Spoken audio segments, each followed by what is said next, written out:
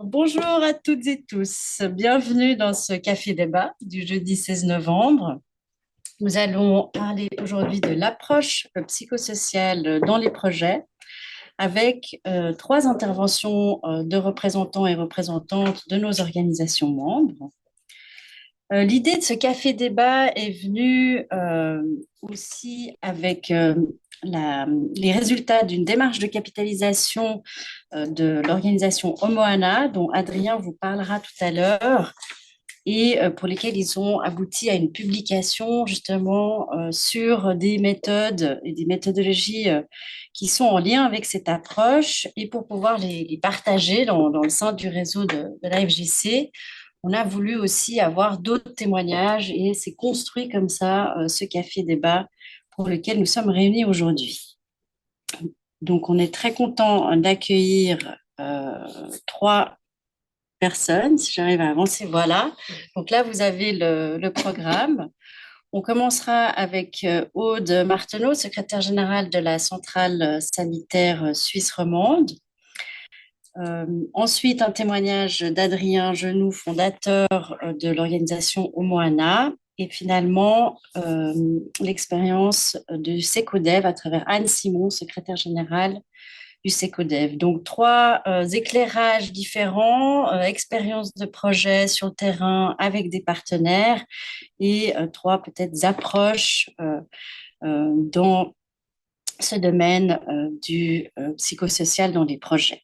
Et puis, on aura une récapitulation de Marjolaine sur ces trois interventions avant de passer aux échanges avec vous en ligne ou ici. Les personnes qui sont en ligne peuvent au fur et à mesure écrire aussi des questions dans le chat. Ça permettra de les reprendre au moment des échanges. Donc voilà, sans plus tarder, je donne la parole à notre première intervenante, Aude. Merci. Alors, bonjour à toutes et à tous. Je suis ravie de venir vous faire cette courte présentation. L'idée, donc, c'est de vraiment aller sur du concret avec ces quelques mots sur un projet que nous soutenons, donc la Centrale sanitaire suisse romande, la CSSR, avec notre partenaire Yes Theater en Palestine pour améliorer le bien-être et la santé mentale des Palestiniens et Palestiniennes, en particulier des enfants anciens détenus par l'armée israélienne, et puis qu'on soutient dans une réintégration auprès des communautés.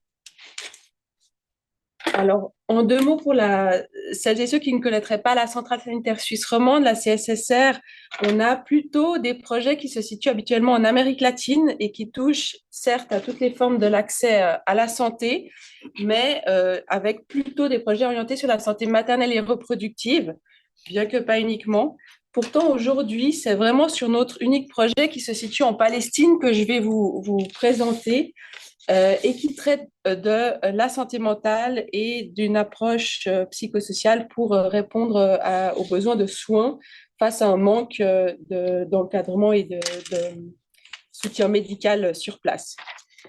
Parce que je parle d'un contexte particulier qui a été malheureusement mis sous le feu des projecteurs depuis quelques semaines, encore plus qu'avant, mais qui perdure depuis des dizaines et des dizaines d'années. Donc, je parle de générations entières de personnes qui vivent sous le joug colonial avec des conséquences terribles, bien que je m'inscrive là dans la partie cisjordanienne de la Palestine et pas la bande de Gaza, mais bien l'espace qui se situe plus au centre des terres. Qui est quand même sous l'occupation militaire israélienne, c'est-à-dire que très régulièrement, il y a des arrestations, des détentions et des emprisonnements de personnes et aussi d'enfants. C'est une des méthodes de maintien du joug colonial qui passe par les arrestations de jeunes, de mineurs. Jusqu'en octobre 2023, on recensait à peu près 700 enfants emprisonnés par année. Euh, mais aussi un problème d'occupation qui entrave l'accès aux soins, avec de grosses difficultés pour avoir les moyens financiers de mettre en place de véritables soins. Et là, je parle de toutes les formes, mais aussi de l'accès à la santé mentale, avec à peu près uniquement 20 psychiatres recensés pour toute la Cisjordanie. alors que la demande est bien plus grande que ça. Il y aurait besoin de beaucoup plus de moyens, mais aussi parce qu'il y a des difficultés de formation avec entraves au déplacement, impossibilité de former de nouveaux professionnels et professionnels. Je voudrais aussi situer plus précisément en Cisjordanie notre projet qui est à Hébron, qui est quand même une ville très particulière dans le cas de la Cisjordanie parce que il y a des colonies israéliennes qui résident à l'intérieur même de la ville et même à l'intérieur de la vieille ville. Pour dire que les tensions sont particulièrement fortes dans la région de Hébron et en ville, avec des conséquences donc pour les enfants, si on cible cette population-là, énorme, conséquente à la suite de ces arrestations, puisque notre partenaire a donc, et d'autres ONG d'ailleurs, ont donc identifié de conséquences cette espèce de syndrome du héros, où quand on sort de prison, on se retrouve face à un retour à la vie, où on attend un retour aussi à suivre l'autorité, qu'elle soit parentale ou scolaire, qu'on reprenne les règles sociales, qu'on s'acclimate à nouveau très rapidement. Or, ça peut être difficile. On a plutôt, les enfants peuvent avoir plutôt des difficultés à réaccepter les formes d'autorité après, à la sortie de prison. Et en parallèle, de nombreux troubles du comportement, notamment difficultés de sommeil, énurésie, cauchemars, anxiété, etc., qui font peut y avoir à l'inverse ou aussi en parallèle des régressions dans le comportement des enfants qui rendent aussi très compliqué de se réintégrer à la sortie de prison. Donc, un gros besoin de prise en charge alors qu'il y a un énorme manque de soins dans la région. Et c'est là où notre partenaire, donc Yes Theater, a décidé d'agir. Il est composé d'une troupe d'acteurs et de techniciens qui montent depuis la fin des années 90 des projets à Hébron, mais c'est en 2008 qu'ils se constituent en association et qui décident de mener cette approche psychosociale de guérison par le théâtre en allant cibler particulièrement les enfants qui ont vécu ces périodes de détention qui peuvent aller sur plusieurs semaines, voire plusieurs mois. Euh, en montant diverses activités pour retisser le lien, mais aussi pour permettre à la communauté de comprendre le problème qui peut exister et voir comment l'appréhender. La centrale sanitaire suisse romande soutient ce partenaire depuis 2015 et ce qu'on constate, c'est déjà une réussite concrète, le maintien des activités, mais aussi une renommée qui s'établit gentiment. C'est vraiment une troupe de théâtre qui est de plus en plus reconnue. Et quand ils arrivaient à sortir, ils avaient aussi une petite renommée à l'extérieur de la Cisjordanie. Très concrètement, donc, ce projet vise à la résilience avant tout des enfants, des personnes qui auraient pu être détenues, mais aussi à sensibiliser la communauté sur différents aspects, j'y reviendrai, et puis à réintégrer donc les enfants dans la société. Avec différentes activités sur lesquelles j'aimerais revenir maintenant rapidement. Tout d'abord, très concrètement, des ateliers avec les enfants, des ateliers de théâtre, des ateliers pour s'exprimer, pour réussir à raconter aussi ce qui peut être parfois difficile à exprimer spontanément, mais au travers de jeux, d'ateliers, etc., c'est plus facile à faire, mais aussi avec des moments des constructions de pièces de théâtre que les enfants eux-mêmes montent à destination d'autres enfants. Ces ateliers sont parfois aussi organisés avec les mères. J'ai écrit les parents, mais en réalité, c'est avec les mères.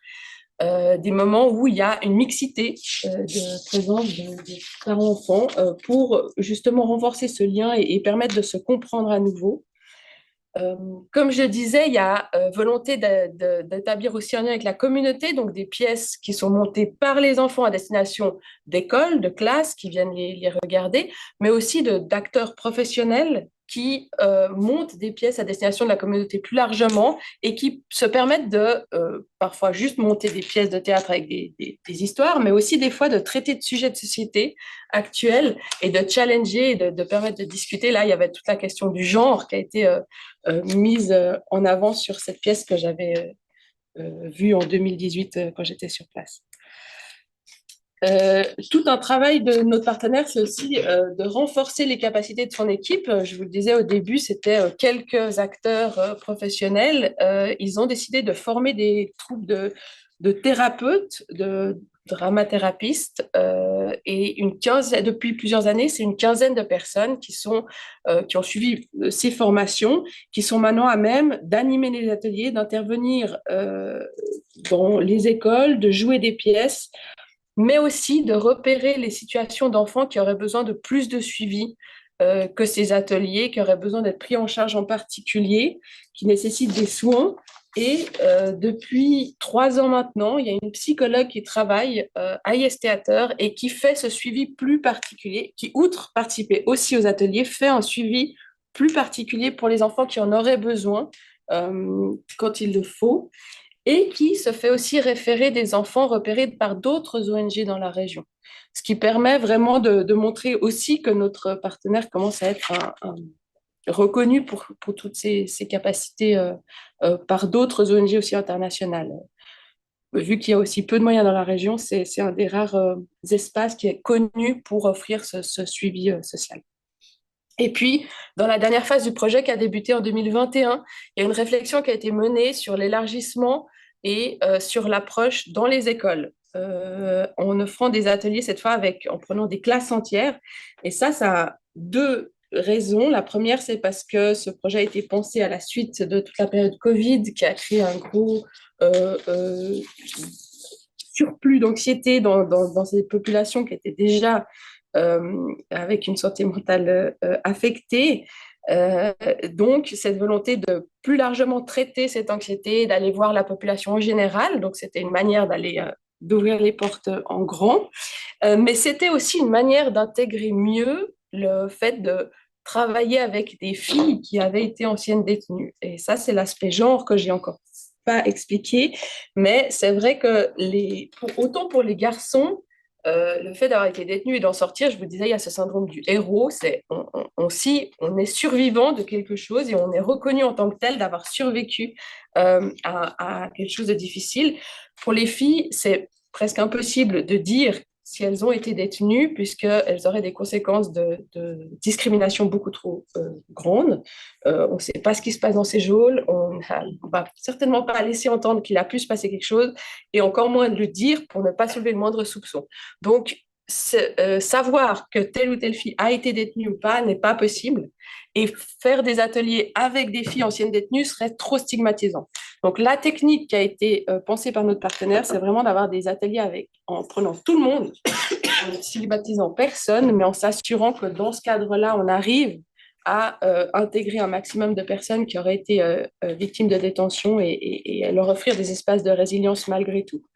Donc, c'était un peu l'élargissement qui avait été pensé lors de la dernière phase de notre projet avec le partenaire. Et pour la suite, eh ben, évidemment, depuis quelques semaines, la situation est catastrophique. La demande explose de plus en plus en termes de soins. L'anxiété est plus que patente. Les arrestations augmentent énormément. Notre partenaire, pour l'instant, est en contact avec nous. J'aurais dû aller les voir il y a quelques semaines. Ça n'a bien sûr pas été possible, malheureusement. Leur réflexion est donc eux continuent de travailler, d'avoir des possibilités de mener des ateliers. Les écoles sont encore ouvertes. Leur idée, c'est de réfléchir à un élargissement. Ils sentent bien qu'il va falloir être encore plus efficace si jamais les choses s'améliorent.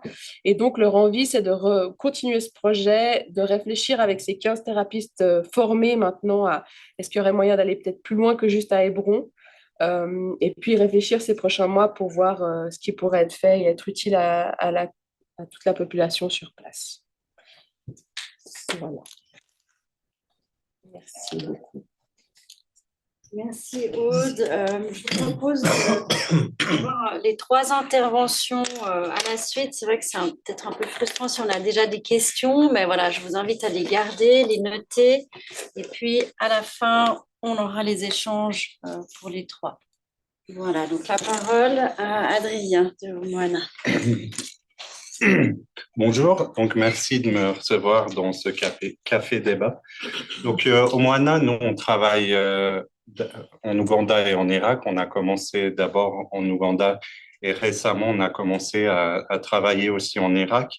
Et je vais aller dans le vif du sujet, vous présenter En gros, notre approche psychosociale, un processus de capitalisation qu'on a eu et qui nous a mené à créer le manuel Use Together, dont je vais parler après, et présenter deux exemples de projets, l'un en Ouganda avec les enfants et les jeunes séropositifs et l'un en Irak avec les enfants en conflit avec la loi.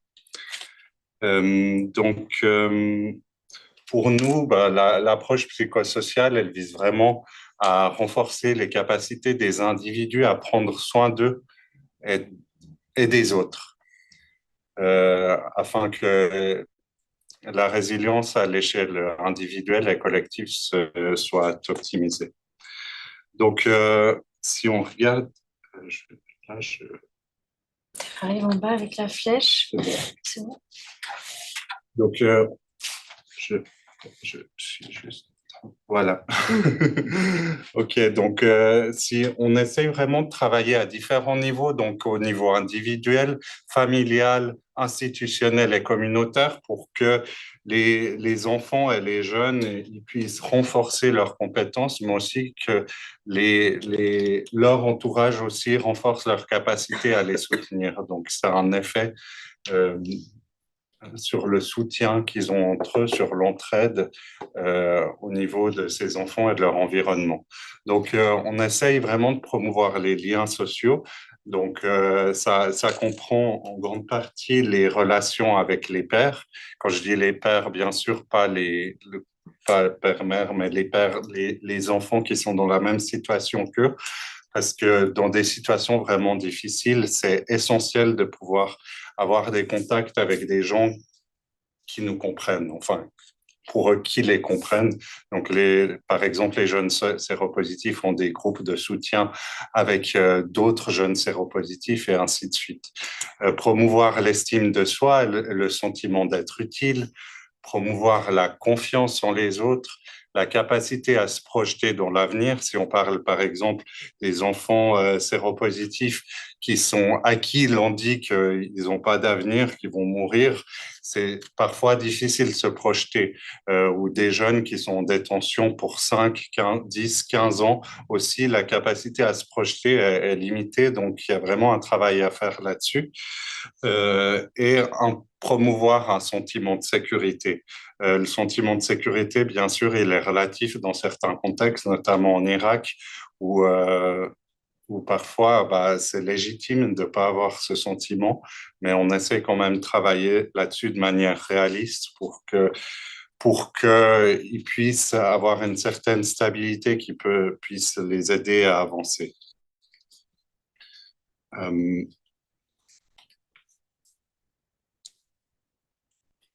Voilà. Donc, je vais d'abord parler d'un processus qu'on a eu au sein de l'association.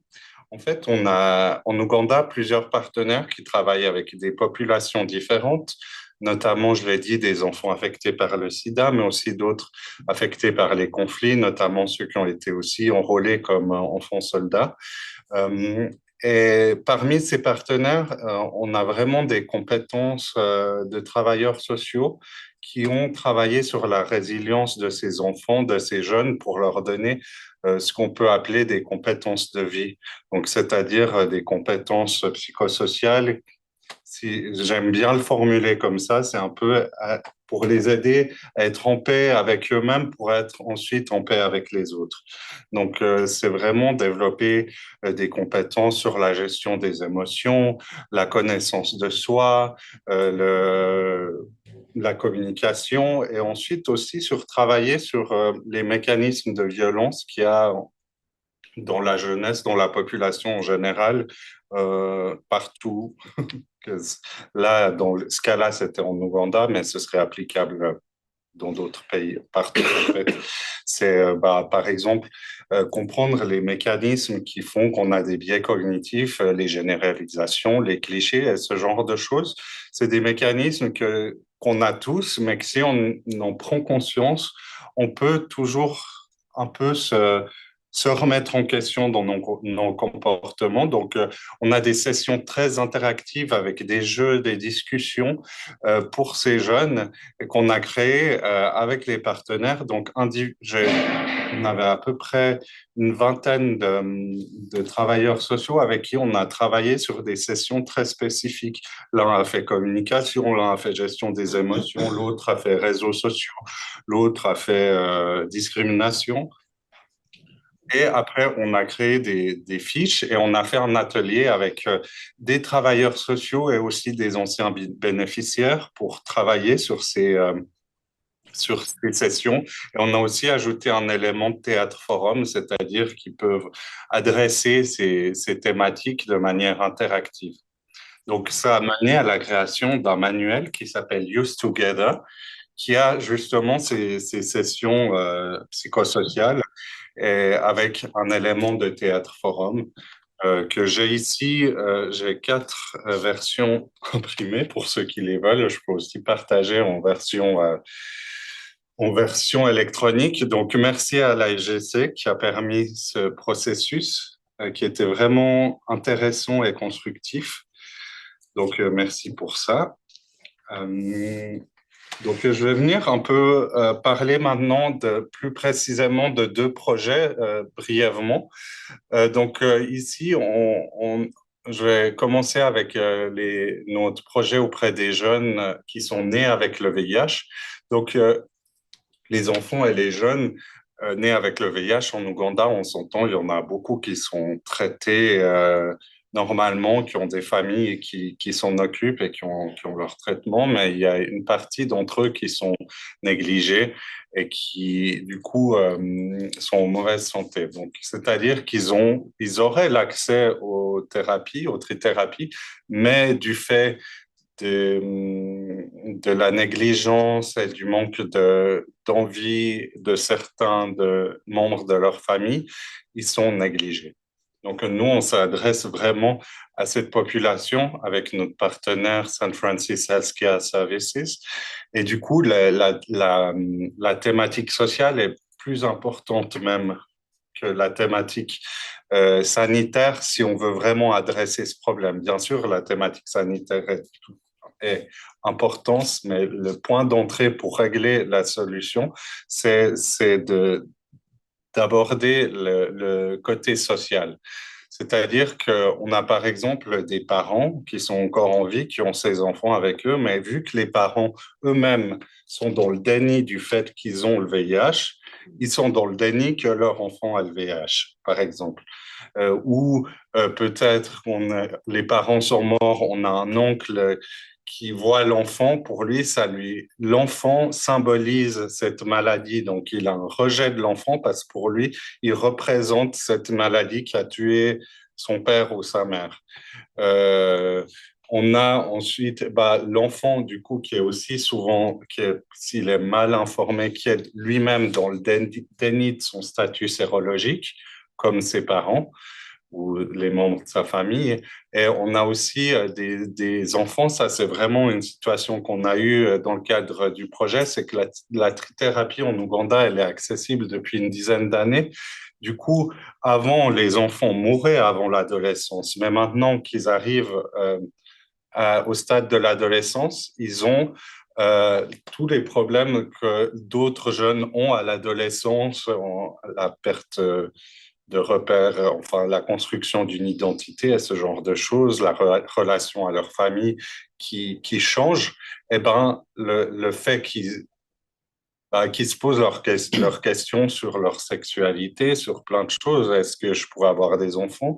Peut-être pas, vu que j'ai le VIH. Enfin, ça pose beaucoup de problèmes et on en a qui arrêtaient leur traitement. Donc, c'était une sorte de suicide un peu lent, quoi. Donc, on a dû, face à cette situation, mettre vraiment en place des activités spécifiques. Donc, on a créé ces sessions de groupe pour les jeunes qui sont dans le manuel ici. Euh, Au niveau individuel, on a des activités artistiques, on a un soutien psychologique individuel qui est notamment donné par les travailleurs sociaux. Quand je dis de basse intensité, c'est le soutien psychologique qui peut vu qu'il n'y a pas toujours des psychologues qualifiés, psychologues cliniciens, c'est vraiment du, euh, du soutien plus sur aujourd'hui et demain, plus que d'aborder des situations traumatiques ou ce genre de choses. Et l'orientation professionnelle qui est important parce que quand on parle de se projeter, c'est aussi se projeter sur qu'est-ce que je pourrais faire dans ma vie en fonction de mes compétences, de mes qualités, tout ce genre de choses pour avoir aussi une projection réaliste. On a aussi le même soutien au niveau familial, parce qu'on parlait du déni avant, c'est le genre de questions qui sont abordées dans ce soutien. Au niveau institutionnel, par exemple, on a les écoles qui sont aussi sensibilisées justement avec le théâtre forum notamment, et ça avec vraiment une forte participation des bénéficiaires qui sont actifs dans la sensibilisation et ça les valorise. On parlait du sentiment d'être utile avant, donc c'est une pierre deux coups en gros. Donc c'est vraiment ils se sentent valorisés en faisant ça et les communautés sont d'autant plus touchées du fait que c'est des gens vraiment du coup concernés qui en parlent. On a aussi des équipes de santé villageoise où c'est vraiment des relais dans les communautés qui donnent ce soutien aux jeunes. Encore, c'est aussi, ils abordent les thématiques sur la prise régulière du traitement, mais aussi un soutien moral aux enfants. Et les groupes de soutien entre pairs, où on a vraiment les jeunes entre eux qui se soutiennent. Le mentorat qui est vraiment important pour nous aussi, où des jeunes séropositifs plus âgés soutiennent les plus jeunes et la sensibilisation dont j'ai parlé au niveau école, mais qui est aussi là au niveau communautaire. Est-ce que j'ai encore le temps de parler d'Irak? Alors, rapidement. Okay. Ouais, du coup, en Irak, on est actif à Mossoul, donc c'est un contexte aussi, une ville qui a été grandement détruite et qui a été occupée pendant plusieurs années par l'État islamique. Et on travaille beaucoup on travaille principalement avec les enfants en conflit avec la loi, donc les jeunes en détention, et ceux aussi des communautés à risque. Donc, une grande partie d'entre eux étaient affiliés aux groupes armés et c'est la raison qui fait qu'ils sont en détention. Donc, ils ont toutes les problématiques en lien avec la privation de liberté, le rejet des familles et des communautés, la perte de parents et les droits bafoués, comme vous pouvez l'imaginer pour de tels profils. Donc là, on a aussi des activités similaires à celles pour les jeunes séropositifs, c'est-à-dire qu'eux aussi, on donne ces compétences psychosociales, bien sûr, qui sont adaptées au contexte, activités artistiques aussi, euh, orientation professionnelle aussi, parce qu'ils ont aussi besoin d'avoir des attentes réalistes par rapport à leur famille. On a aussi quelque chose, je vais juste venir sur les points qui sont spécifiques à ce contexte. On est en train de créer un autre manuel qui s'appelle le Family Together, où ce sera pour aborder justement aider les familles à accueillir les enfants une fois qu'ils retournent de détention, reviennent de détention. Donc, Aude parlait de l'autorité, ce genre de choses.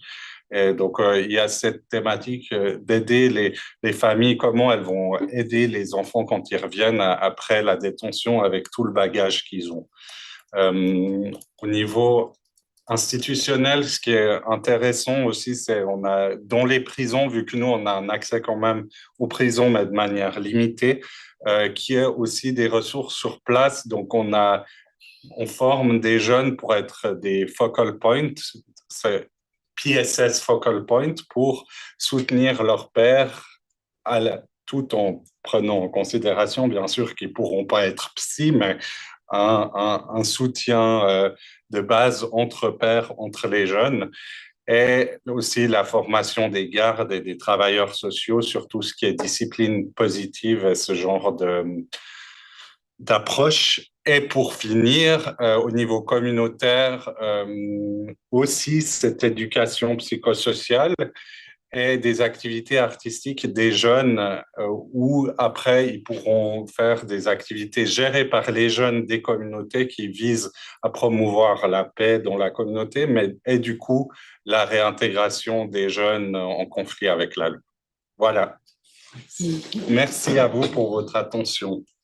Merci beaucoup pour cette présentation. Anne Simon, maintenant avec l'expérience du SECODEV. Merci, bonjour à tous. C'est un plaisir d'être ici. Et encore merci à la FGC d'organiser ces cafés-débats qui sont très riches de partage d'expériences et qui nous amènent à apprendre un peu plus des uns des autres les pratiques qui se font dans les FGC. Donc ça, c'est très apprécié. Merci beaucoup. Alors, une approche psychosociale, des approches psychosociales, pour ces collègues, il y en a nombreuses. Et je pense qu'elles sont toutes bonnes, elles sont même parfois complémentaires, et je crois que c'est intéressant de toute manière de voir qu'une approche psychosociale est utilisée. Ces approches-là, pour revenir comme Michaela m'a demandé de faire un petit point en retour pour voir d'où vient un peu ces approches psychosociales. Et on s'est aperçu qu'elles ont été très très longtemps appliquées par le secteur humanitaire, parce que c'était une réponse directe à des conflits ou des catastrophes qui généraient des grands traumatismes et des grands stress. Donc, les CICR, les Nations Unies, etc., avec tous leurs programmes, ont mis ceci en place. Donc, elles étaient initialement conçues comme des approches de prise en charge individuelle, souvent médicale et psychologique. Après, elles sont véritablement une réponse aux besoins émotionnels et sociaux des populations traumatisées. Maintenant, ces approches psychosociales sont de plus en plus intégrées dans les programmes de développement des ONG. Et ça, c'est une excellente chose parce que on ne peut plus travailler en silo comme ça a été souvent le cas dans le passé. Il est essentiel que les projets de développement intègrent à l'intérieur de leurs projets tous les contextes, s'adaptent au contexte et répondent aux problématiques des contextes, notamment dans les pays fragiles. Fragiles ou pauvres, extrêmement pauvres, parce que la fragilité, la pauvreté fait partie des fragilités. Il n'y a pas que les conflits et les guerres. Ces approches sont particulièrement utiles, en tout cas pour nous, chez SECODEV, et je viendrai un petit peu à ce que l'on fait, pour lutter contre les violences basées sur le genre. Ça, c'est un point qui est extrêmement important. Et je sais que, par exemple, la DDC l'applique directement, la DFAE intègre même ces approches psychosociales dans ces politiques étrangères. Donc, c'est quelque chose d'extrêmement important. SECODEV, pour ceux qui ne connaissent pas, c'est un plan d'action. C'est un plan d'action au sein de la FGC qui réunit avec un même objectif un certain nombre de projets. Nous travaillons principalement sur la souveraineté alimentaire. La souveraineté alimentaire, l'éducation, la formation professionnelle, etc. Mais on ne peut pas travailler sur la souveraineté alimentaire sans prendre en considération les problématiques des pays, les problématiques des gens qui sont dans ces pays. Et nous travaillons principalement, pas exclusivement, mais principalement dans les zones en conflit ou post-conflit. Et là où c'est important, c'est que on est dans des pays dans des régions comme la région des Grands Lacs, qui a subi un génocide, qui a subi des génocides, si j'ose le dire de cette manière, et qui se retrouvent toujours confrontés à des conflits armés, entre des groupes armés ou entre belligérants, etc. Donc il y a un certain nombre de menaces qui continuent à frapper les communautés. Donc, même si je prends cette image de cette jeune fille, là, on est au Laos. Le Laos, c'est aussi un pays, pour nous, qui a vécu de grands conflits. Là, on travaille notamment sur les enfants des rues. Les enfants des rues sont confrontés à la prostitution, à la drogue et à tout ce qu'on peut imaginer comme problématique. Donc, là, ce que je vais faire, c'est un focus, comme m'a demandé Michaela, sur une région, sur un programme spécifique et un projet spécifique dans notre plan d'action. La région des Grands Lacs, j'en parlais, le Sud Kivu, c'est une région extrêmement sensible, aujourd'hui encore en proie à de nombreux conflits. Et le projet, nous travaillons sous la souveraineté alimentaire, c'est-à-dire le cheminement pour mieux, on va dire, mieux cultiver, mieux améliorer ses conditions de vie par de meilleures pratiques, par des regroupements paysans, par un certain nombre de techniques qui existent et qui fonctionnent très bien. Le projet qu'on a, qui est un projet connexe, qu'on vient greffer à ce projet de souveraineté alimentaire, c'est un projet de lutte contre les violences sexuelles et basé sur le genre. L'approche, c'est l'approche psychosociale. Alors, pour notre cas, c'est l'approche psychosociale communautaire. Je l'évoquerai un petit peu plus loin. Le constat, c'est que les freins au développement, ce sont les conflits, et notamment pour cheminer vers cette souveraineté alimentaire. Les victimes des conflits sont les premières victimes sont toujours les femmes, les enfants. Ça, malheureusement, c'est écrit. Les viols et les rapts, ce sont des stratégies de guerre en vue de déstabiliser la société locale, avoir toutes sortes d'éradication d'ethniques. On peut aller comme ça, on en parlait tout à l'heure de difficultés, les raisons sont faciles à évoquer. Des politiques, etc. Les survivantes sont souvent rejetées par la famille et la communauté. Évidemment, quand on parle de vol-viol collectif, c'est jamais très simple d'être une femme au milieu de tout ça, et c'est souvent facile pour l'homme de rejeter la femme, et la famille de rejeter encore un peu plus loin. Surtout quand en plus, la femme peut se retrouver à avoir des enfants de ces viols. Donc, tout ça fait que la femme est la proie désignée, en tout cas au Kivu, pour atteindre l'homme et meurtrir la société. Détruire la femme, c'est détruire la vie. Alors, nous, on a une manière d'intervenir par rapport à tous ces constats, par rapport à tout ça. On commence par une prise en charge des survivantes. On a un centre de santé qu'on a créé maintenant il y a plusieurs années, qui a maintenant une annexe qui est prévue pour permettre aux femmes de se confier discrètement. C'est important, on en parlait tout à l'heure, j'ai entendu Aude aussi et Adrien, de pas discriminer, ou surtout de ne pas mettre le focus dessus, de permettre à la personne aussi d'être elle-même et de rester elle-même sans être rejetée. On a un médecin itinérant pour identifier ces victimes dans l'ombre ou ces victimes silencieuses qui n'ont pas envie de témoigner, qui ont peur de témoigner, qui souvent même quand elles ont été violées ne le disent pas chez elles parce qu'elles vont été chercher l'eau un peu plus loin et puis qu'elles sont tombées sur des groupes armés qui ont abusé d'elles. Donc il y a tout un nombre de choses qui se passent comme ça. Et là, on a après un programme de sensibilisation de la population. Alors, sur les marchés, dans les églises, dans les coopératives, on travaille sur un nombre d'approches qu'on va avoir pour lever lever ce silence sur tout ça. On travaille pour ça à la formation de travailleurs sociaux locaux et d'espaces communautaires qui sont favorables au bien-être émotionnel. C'est extrêmement important dans les zones de violence de restaurer un petit peu le bien-être. Alors, on a une approche psychosociale, je le disais tout à l'heure, qui est communautaire, qui a été en fait créée en réponse aux besoins post-génocide au Rwanda. Et je crois que ce qui est important ici, c'est on part d'un postulat, c'est que la prise en charge individuelle ne suffit pas, selon nous, pour briser les chaînes de la violence et ressouder les liens sociaux.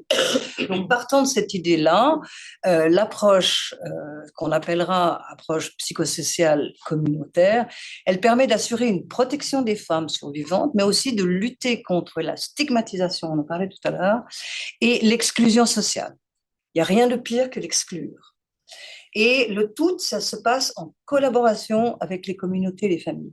Et il y a un professeur qui s'appelle le professeur Gazi Birigué, qui est un professeur psychologue rwandais, qui, à la fin, juste après le génocide, était enseignant à l'université de Kigali et qui a créé une des approches, hein, parce qu'il y en a, comme je disais, plusieurs.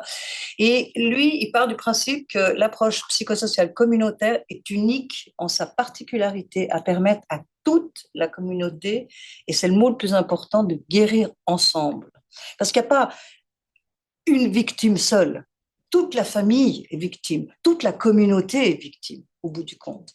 Donc ça, c'est extrêmement important de le dire. Donc la santé mentale, c'est la prise en charge des individus, de leur famille et de l'ensemble de la communauté. C'est dans cette logique-là que nous travaillons.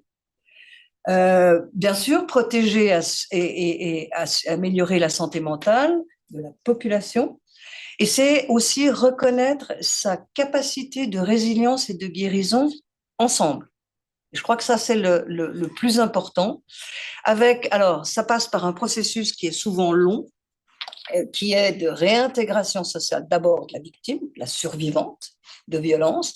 Alors, ça passe par l'écoute, ça passe par l'empathie, le deuil, le pardon, la réconciliation, l'accompagnement au travers d'AGR qui permettent à la femme aussi de se réintégrer économiquement.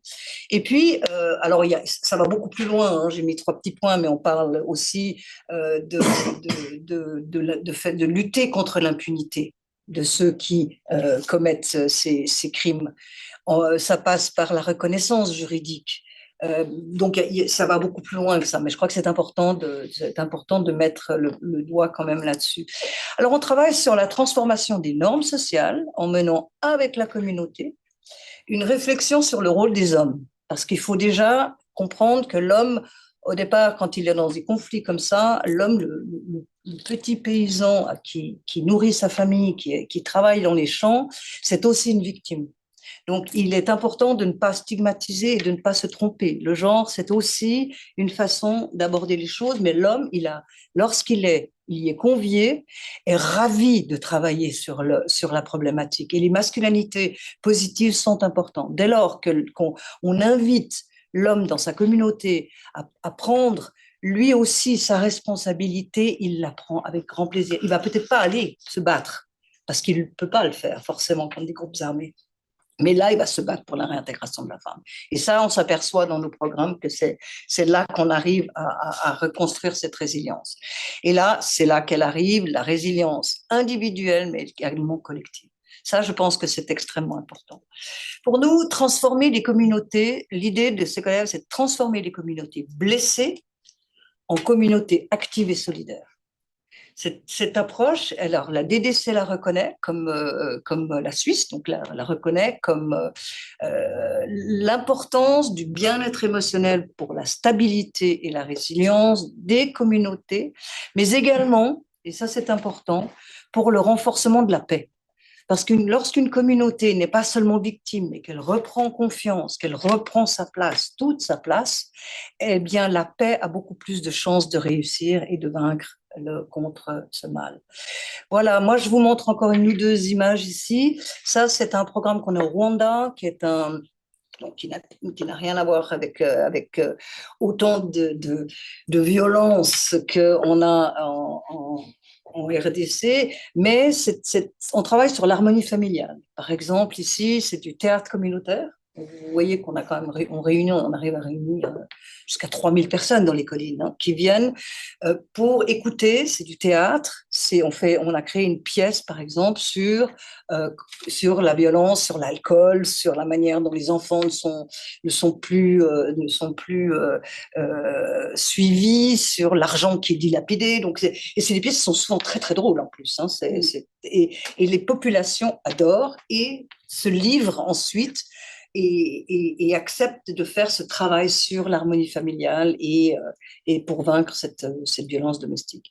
Voilà, merci beaucoup et puis encore bravo pour organiser ces cafés débats. Merci. Merci Anne, merci à vous trois pour ces témoignages un peu rapides. Je mets la pression sur le temps de parole, mais vous avez partagé vraiment l'essentiel qui nous permet d'aller plus loin parce que le but, c'est ça, c'est de pouvoir échanger. Puis il y a des choses que vous pourrez dire maintenant à travers voilà, les questions, etc. D'abord, je passe la parole à Marjolaine qui va nous faire un wrap-up, une petite récapitulation. C'est un exercice difficile, mais merci de s'y prêter. Et puis, voilà, une fois cette intervention, je vous passerai la parole pour les questions et les échanges. Oui, alors encore une fois, un grand merci à vous trois pour vos présentations. Je ne pense pas que je vais revenir dans chaque contexte spécifique de Aude avec la CSSR et le contexte palestinien. Adrien Genoux avec Omoana, l'Irak et Ouganda, plus Anne Simon qui a parlé de Secodev dans la région des Grands Lacs Kivu. Vous l'avez fait beaucoup mieux que moi. Je ne peux pas rentrer dans ces détails, j'ai 5 minutes pour le faire. Ce qui je trouve très intéressant, c'est un peu de voir les synergies qu'on a pu voir entre vous simplement se développer.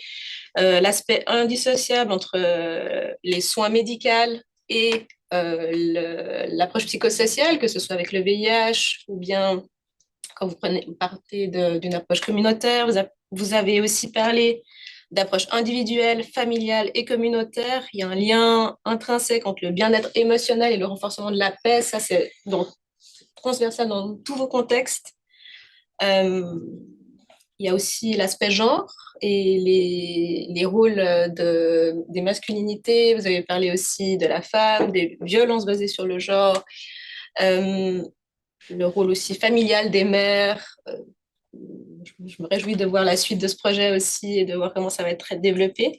Je proposais, il y a une petite slide qui provient d'un atelier de la DDC à Berne en guise de conclusion pour stimuler après aussi les réflexions qui, eux, effectivement, ont l'approche psychosociale au niveau conceptuel à 3 niveaux. Donc, en tant que contexte d'analyse, donc on peut avoir, c'est comme l'approche genre transversale qu'on a, ou bien l'approche d'autonomisation. On met les lunettes de l'approche psychosociale au moment où on fait un diagnostic des besoins au sein d'une population, ou en tant que projet. Donc, en tant que projet, pour le moment, c'est les exemples que nous ont présentés Aude, Adrien et Anne.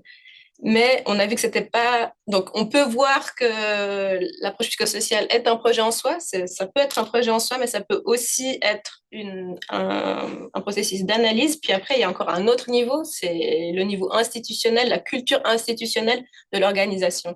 Ce qui est intéressant avec l'exemple de, par exemple, Adrien, qui nous a montré d'abord la vision de Omoana sur l'approche psychosociale. Puis, tu nous as expliqué l'exemple concret avec la capitalisation.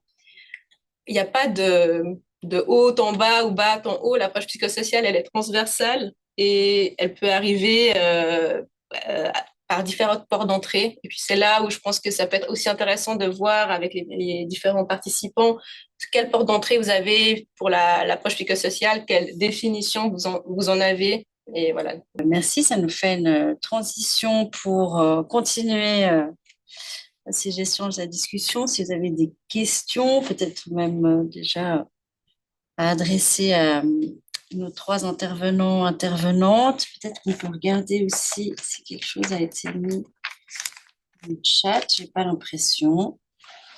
Donc, qui veut se lancer pour une première réaction? Ça peut être une question aussi de compréhension sur les 3 témoignages qu'on a eus.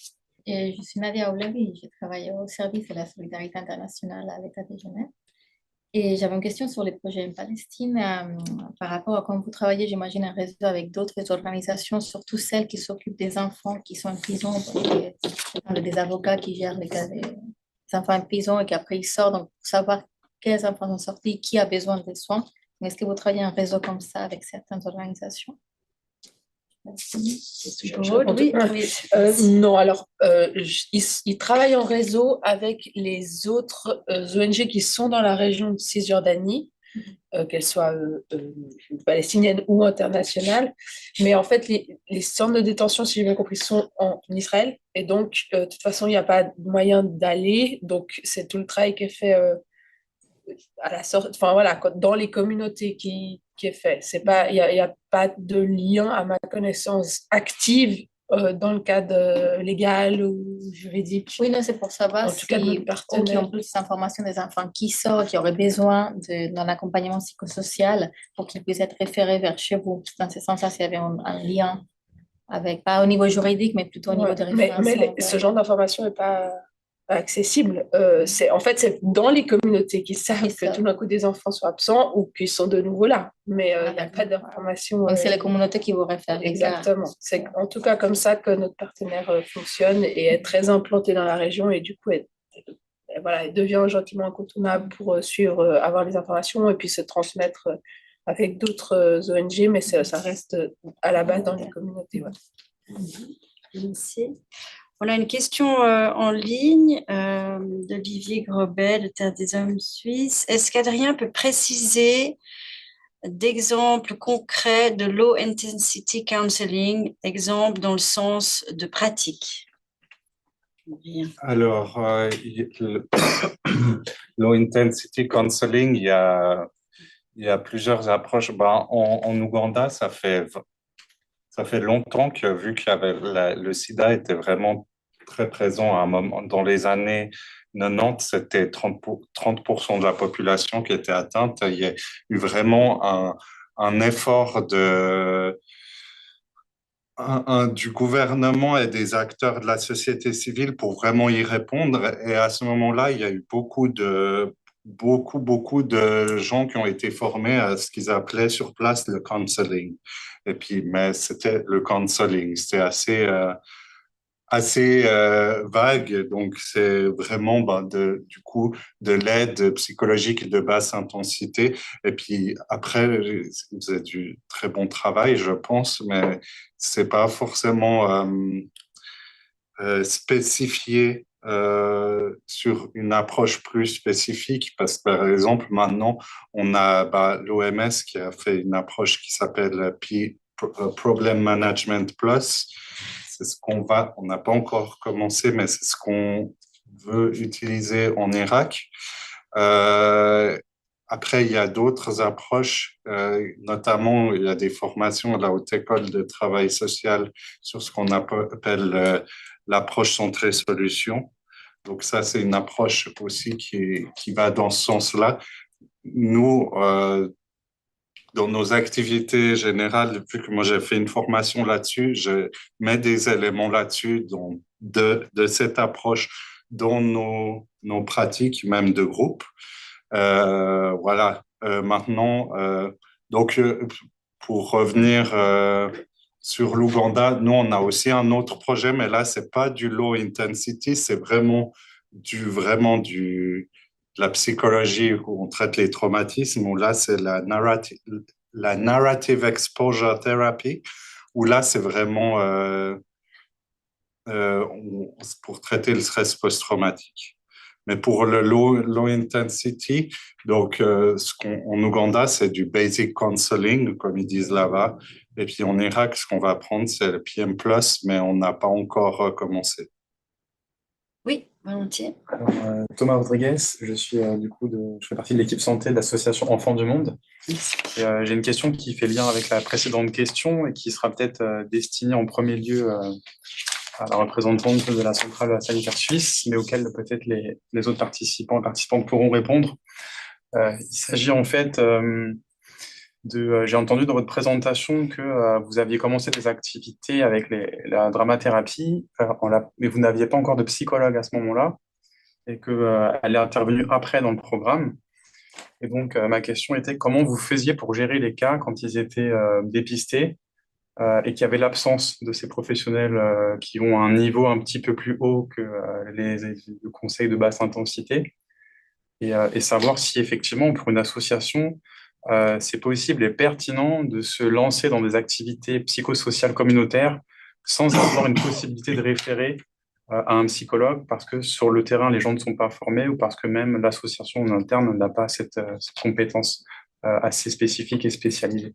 Ouais, alors en fait, euh, depuis le début, ils sont lancés, ils ont donc toujours fonctionné avec d'autres ONG il y a eu d'autres projets qui se sont montés où il y avait une forme de possibilité d'encadrement et de suivi psychologique. Ce qui s'est avéré, c'est qu'en fait, c'était quand même pas suffisant et c'est pour ça qu'ils ont petit à petit opté pour l'idée de financer eux directement une psychologue. Et en fait, ça a suffisamment bien marché pour que carrément ce soit l'inverse et maintenant ce soit d'autres associations qui réfèrent à cette psychologue des enfants.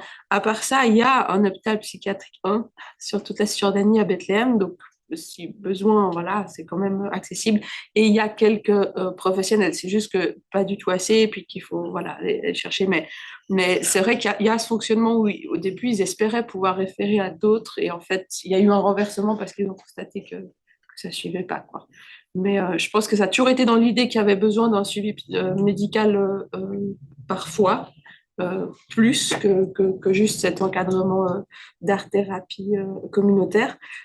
Ça, c'est clair que ça faisait partie du projet. Au début, ils ont pensé pouvoir l'externaliser, puis petit à petit, non. Je dirais que dans tous nos projets, quels qu'ils soient, dès lors qu'ils sont dans des zones sensibles ou des régions sensibles et fragiles, on a un psychologue dans les équipes, à chaque fois, quels qu'ils soient. Un autre, j'ai une autre question. Pour les projets au Sud Kivu, c'est très intéressant l'approche transversale, non, de sécurité alimentaire, violence sur les genres et approche psychosociale communautaire. Mais j'avais une question par rapport surtout aux violences, au viol que vous avez fait mention. Bon, j'ai travaillé au Sud Kivu il y a longtemps maintenant. Et bien sûr, tous ces groupes armés, quand ils commettent des exactions, il y a toujours les viols ou des violences faites aux femmes et aux enfants. Mais à l'époque, je pense que malheureusement aujourd'hui, ça n'a pas changé. Il y avait aussi, surtout les viols, c'était commis par presque tous les membres de la communauté. Parents, profs, prêtres, les gens qui vont dans les chambres, l'autre paysan aussi qui est à côté. Donc c'était quelque chose qui était plus une question de manque pas un manque, d'une impunité qui règne dans la région, comme vous le savez déjà. Et du coup, ils en profitaient aussi. C'était quelque chose, je veux dire, de jour à jour, pas que les groupes armés. Donc, est-ce que ça, c'est intégré dans votre approche psychosociale communautaire, dans le sens de dire, il faut sensibiliser aussi que c'est pas que les hommes des groupes armés qui font des viols, mais c'est que presque malheureusement tous les hommes de la communauté en font. Donc, voilà, je voulais juste voir si c'était quelque chose qui s'était tenu en compte dans cette approche communautaire, vu que ça fait partie aussi de ces hommes qui sont là. Tout à fait. Oui, alors, merci de mettre le doigt là-dessus, parce que c'est effectivement un problème majeur, c'est la norme sociale. Aujourd'hui, le curseur, il est mis, comme vous le dites, malheureusement et très tristement, c'est que le viol est presque une norme. On se sert. On ne se pose pas, on a déshumanisé la société dans ces collines. Malheureusement, ça a été le cas. La violence et ces cycles de violence chronique font que il n'y a plus ce respect ni des hommes ni des femmes d'ailleurs, hein, ni des enfants pour souvent aussi. Donc oui, on intègre à chaque fois dans notre programme cette espèce de transformation de l'homme social, mais ça doit venir par la communauté dans son ensemble. On travaille vraiment, et là les psychologues sont extrêmement importants pour nous, et le médecin, etc., parce que déjà il y a la crédibilité, c'est-à-dire que quelque part ils sont un petit peu l'autorité, ils ont cette science ou cette connaissance qui est respectée. Dans les collines où celui qui est un peu érudit a déjà quand même un peu d'écoute. Donc ça nous permet aussi d'intégrer des outils et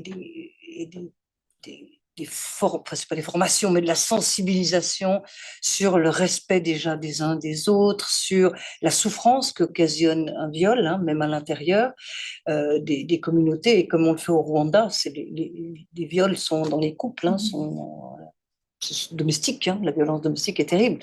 Et surtout au Sud Kivu. Donc cette transformation des normes sociales, c'est là qu'on travaille. Ouais. Mais merci d'avoir soulevé ça, c'est extrêmement important. Oui, Earl, si tu veux prendre la parole. Excusez-moi, mais je suis membre de la commission technique, rapporteur du projet Aude en Palestine depuis le début. Et également, je suis commissaire pour la commission partage de savoir. Et je voulais continuer un peu avec ce que Anne vient de dire, sa codep, et aussi les interventions, parce que au fond, dans cette discipline psychosociale, je pense qu'il faut pas négliger les sociologues. Et dans le travail, dans la sociologie, on arrive, à mon avis, d'une part, diminuer la notion de confrontation. Parce que finalement, ce qui est en commun avec les personnes qui se trouvent dans une situation psychosociale, la première chose qui frappe, la première instance, c'est toujours une confrontation avec ce qui est l'environnement autour. Et pour diminuer cette phénomène de confrontation, c'est là où j'ai énormément appris dans le projet en Palestine, en utilisant le théâtre qui est tout à fait participatif et d'autres méthodes, mais tout à fait en lien avec la sociologie du conflit, dépendance ou exclusion. On arrive au fond à faire deux choses à la fois. On commence à éliminer ce qui est au fond une exclusion pour que cette exclusion donne, parce que ce n'est que dans l'exclusion que tu trouves les origines pour commencer à être inclus dans la société. Et je pense que l'évolution, Anne a dit, et je comprends très bien que finalement, on a commencé avec tout ce qui était humanitaire. Maintenant, avec notre Nexus, on est dans un développement et dans des projets qui arrivent dans la commission technique ou qui arrivent ici dans le partage de savoir. Il y a une évolution, pas seulement de réflexion, mais je dirais qu'il y a une évolution aussi de partenariat. Et c'est quelque chose qui touche ce côté institutionnel et qui donne la possibilité à nos organisations membres de devenir de plus en plus interpartenariat. Et c'est là où l'environnement, à mon avis, commence à changer. Aude a dit pour ce qui est propre en Cisjordanie avec Yastera, mais en Ouganda aussi, c'est un phénomène de partenariat qui est extrêmement développé et qui donne un renforcement pour que, comme j'ai dit, cette confrontation sociale, au fur et à mesure des interventions, devient un moyen de participation.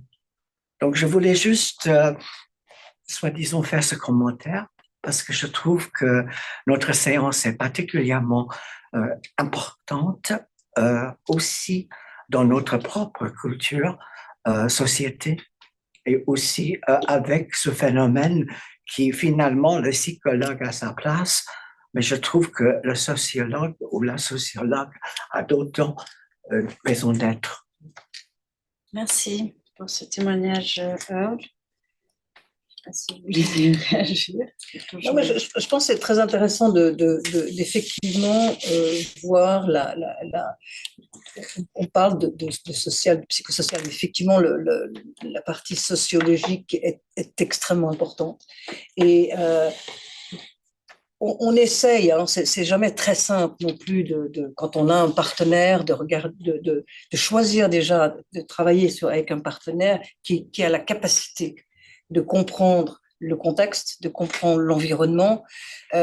Juste pour donner ce cas du RDC, ce qui m'avait fasciné avec ce partenaire, c'est que pour pouvoir travailler dans ces régions en conflit, comment est-ce qu'il opérait? Et moi, ce qui m'avait beaucoup intéressé, c'était le fait que tous les membres de son équipe sur place, des animateurs, étaient issus des minorités et des différents groupes ethniques. Donc déjà, ils démontraient qu'ils arrivaient en tant que partenaires à avoir cette cohésion sociale à l'intérieur déjà du partenariat. Et ce qui fait que effectivement, ça limitait les doutes que pouvait avoir la population, parce que finalement, tout le monde y trouvait son compte. Et ça, je trouvais que ça peut-être va dans ton sens, Earl, effectivement, où ça, c'est important. Et je pense que vous devez certainement travailler aussi dans ce système-là ou en Ouganda aussi, avec tous les différents tenants et aboutissants. Voilà, je pense que c'est important. Oui, je m'appelle Andrea, je suis du Brésil. Je suis ici à Genève à développer une recherche d'un développement durable. Mais j'étais pour beaucoup de ans avocat des réfugiés au Brésil. Je travaillais avec des réfugiés du Rwanda, des réfugiés du Congo, des réfugiés de beaucoup de parts du monde, mais principalement des réfugiés d'Afrique. Et je travaillais dans différents projets au Brésil avec des réfugiés. Dans les derniers projets que j'ai travaillé au Brésil, j'ai habité à peu près 8 mois dans un champ de réfugiés, des réfugiés d'Afghanistan, dans l'intérieur du stade de São Paulo, au Brésil. Et dans ces projets-là, j'ai travaillé, je suis avocate, je travaillais avec l'assistance juridique, mais je travaillais aussi avec l'assistance éducationnelle du portugais et d'inclusion des réfugiés d'Afghanistan au Brésil, dans la société brésilienne. Et dans les projets éducationnels, j'ai l'opportunité de travailler avec le théâtre, dans la récupération mentale et psychologique des personnes d'Afghanistan, comme tout, dans la société. Et je peux dire que c'est une méthode très effective.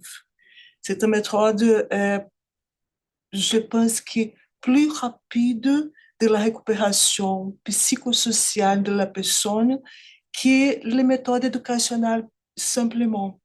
Et je peux,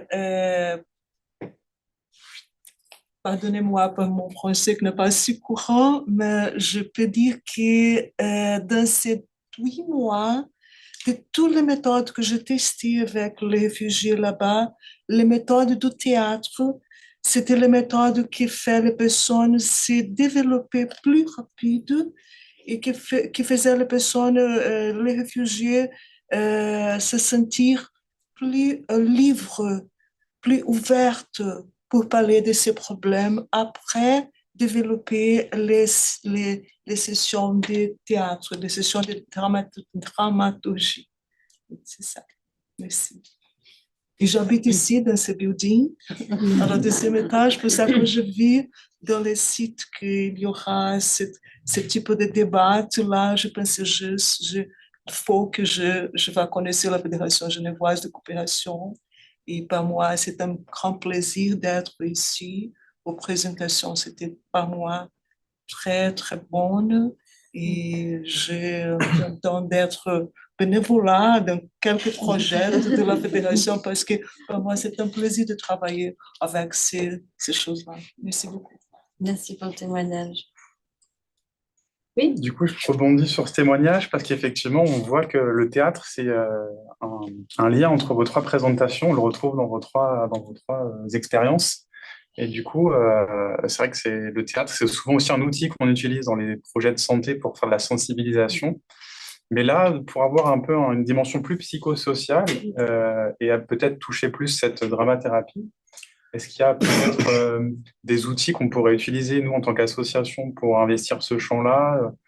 Vous parlez de formation. Du coup, comment on peut accéder à pour passer un petit peu au niveau au-dessus et pas faire juste du théâtre, mais faire de la dramathérapie. Parce qu'il y a des outils ou des formations spécifiques qui peuvent être intégrées dans les projets d'autres associations. Question difficile. Je vous regarde vous, mais... Non, c'est sûr qu'il y a des tas d'outils. Après, alors, notre partenaire forme ces thérapeutes dans le cadre de son projet. Et eux détiennent ce savoir. Moi, je peux difficilement vous aiguiller, mais c'est sûr il y aurait, et je pense que c'est là où la capitalisation, par exemple, est intéressante, puis il y aurait moyen de transmettre ça, mais je suis assez sûre que ça existe déjà, qu'il faudra en fait se renseigner, mais je sais qu'on avait fait une fois une présentation avec, je crois, Appartenance, je ne sais plus qui fait ça ici, avec précisément aussi des réfugiés en Suisse, personnes réfugiées en Suisse. Donc, ouais, ça existe, il y a des tas d'outils. Et puis, pour peut-être être un tout petit peu plus concret, nous, on travaille donc tout ce volet avec les enfants, mais il y a toute une partie du travail de Yes Theater qui est d'aller dans des entreprises et de travailler. Alors, cette fois, ce n'est pas des personnes, mais c'est au travers de marionnettes. Donc, ils construisent des marionnettes et puis après, ils les utilisent pour faire passer des messages, travailler sur la cohésion de groupe. Enfin, voilà, il y a tout. Donc, il y a vraiment des tas d'outils qui existent, je suis sûre, et il faudrait les chercher. Mais alors, là, maintenant, tout de suite, moi, je ne suis par contre pas formée pour vous aiguiller. J'en profite alors pour vous aiguiller sur des formations aussi qu'on propose avec notre partenaire Isongo, un centre de formation, et qui, en partenariat avec une association qui s'appelle le Caméléon à Lausanne, propose une formation sur le théâtre forum. Donc, quelque chose que vous pouvez expérimenter déjà ici en Suisse pour voir si déjà cette approche du théâtre forum dont je crois Adrien nous a parlé aussi peut être une des approches avec l'outil comme théâtre. Donc normalement c'est une formation qu'on propose chaque année, enfin qui est proposée dans le catalogue d'Isango. Donc, si vous allez sur leur site isango-formation.org, vous avez tout le catalogue. Celui de 2024 est en train d'être mis à jour. Donc, si vous ne la trouvez pas tout de suite, il ne faut pas vous alarmer. Et puis, moi, je reste de toute façon la personne de contact par rapport à ça. Si vous avez des questions sur les formations, je profite pour faire un rappel. Toutes nos organisations membres bénéficient de tarifs préférentiels pour ces formations Isango.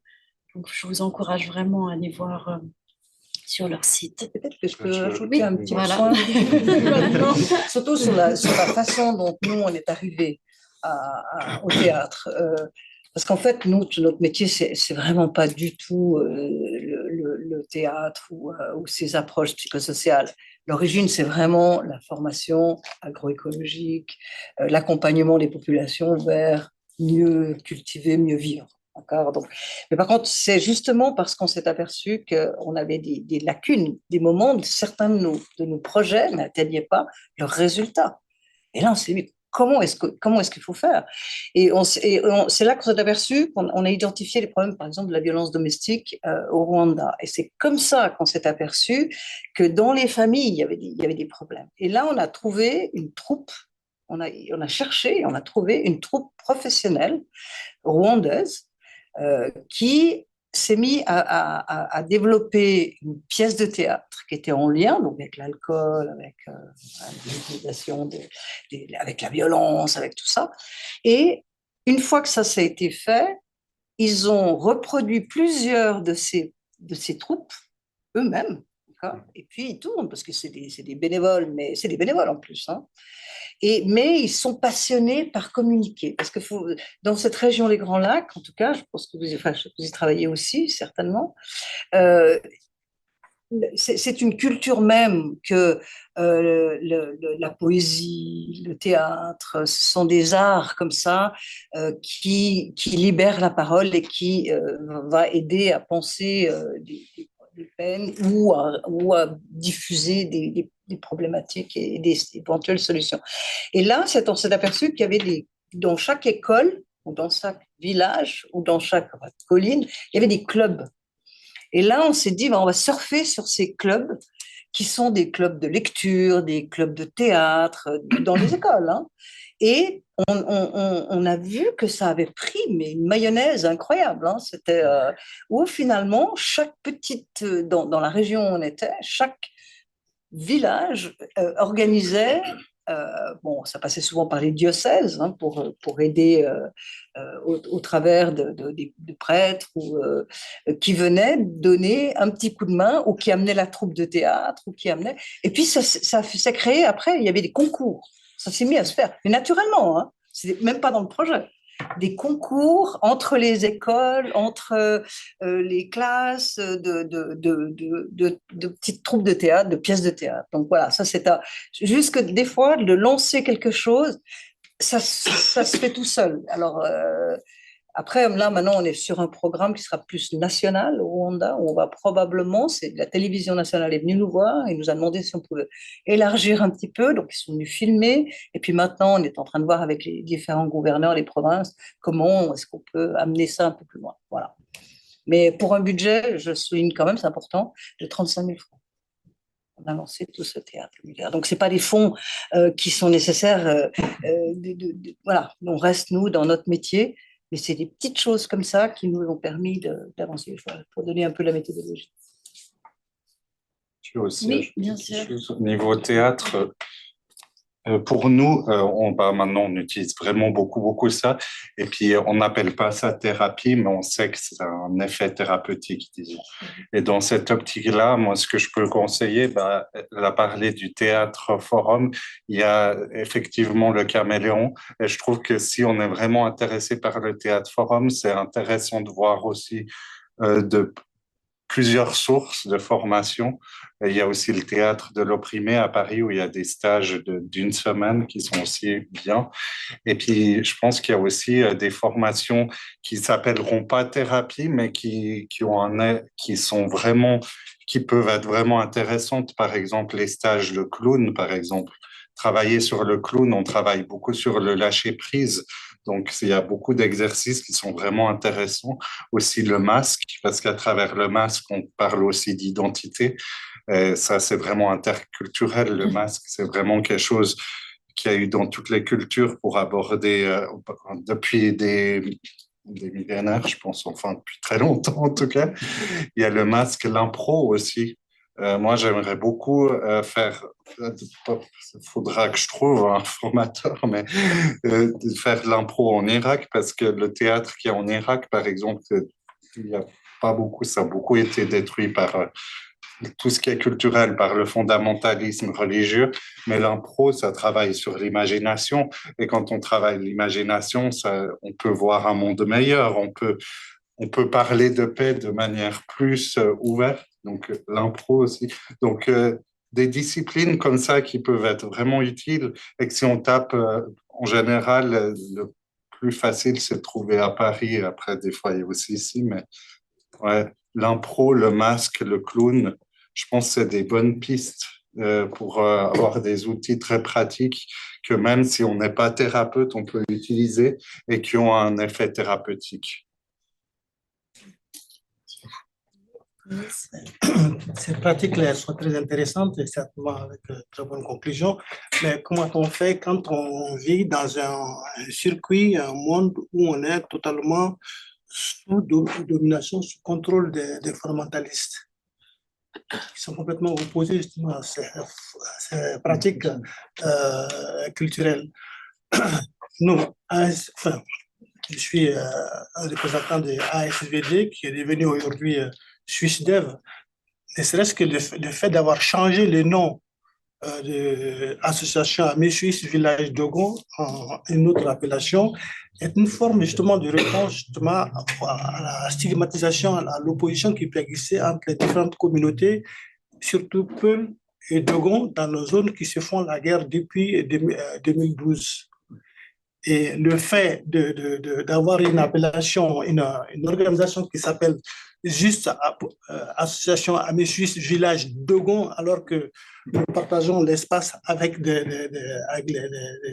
Peuls, et d'autant plus que dans notre pratique et même l'objet, notre vision, c'était justement d'amener à la cohésion justement de ces communautés. Ce que nous avons réussi d'ailleurs enrichissant à travers tout le Mali. Nous sommes la seule région qui a réussi donc à créer ce qu'on appelle la paix de Baïk. C'est la seule commune au Mali qui a réussi à créer justement cette fusion entre ces populations différentes, donc Peul et Dogon. Mais ça reste toujours assez difficile et cette paix, elle est un peu fragile en ce sens qu'elle est plus ou moins noyautée par l'influence de cette présence islamiste que l'État n'a toujours pas réussi à endiguer. Et aujourd'hui, c'est une des rares poches de résistance des islamistes.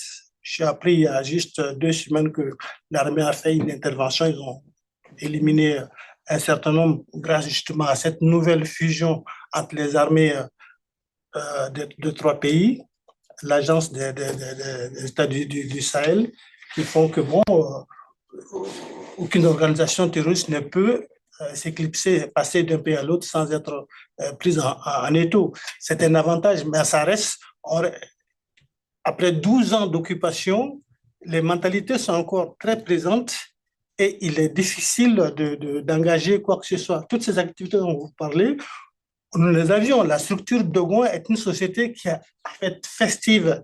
Elle a à son sein des pratiques, des approches justement qui amènent les populations justement au vivre ensemble. Mais cette situation de conflictuelle a cassé donc tous ces systèmes qu'on est en train de reconstruire progressivement. Et l'un de nos derniers projets, justement, on parle de développement local par la cohésion et la paix. L'idée, c'est de revenir justement petit à petit à ces anciennes pratiques, qui sont des pratiques qui suscitent, qui encouragent en tout cas le renouveau donc, du vivre ensemble. On a de l'espoir et je pense que ça peut se faire. Mais en attendant, ces pratiques culturelles sont encore un peu défendues, un peu combattues par les forces néfastes en présence encore, qui sont toujours persistantes. Merci pour le témoignage. Alors, s'il n'y a pas de dernière prise de parole, c'est un peu le moment de clore ce café débat. Ça passe vite, donc encore merci pour les interventions, merci pour les questions. On a pu avoir à la fois des exemples très concrets et discuter aussi un peu le qu'est-ce que l'approche psychosociale de manière un petit peu plus conceptuelle et même partager des outils. Et puis, je vous entends sur les différents projets, c'est ça qui est toujours très riche.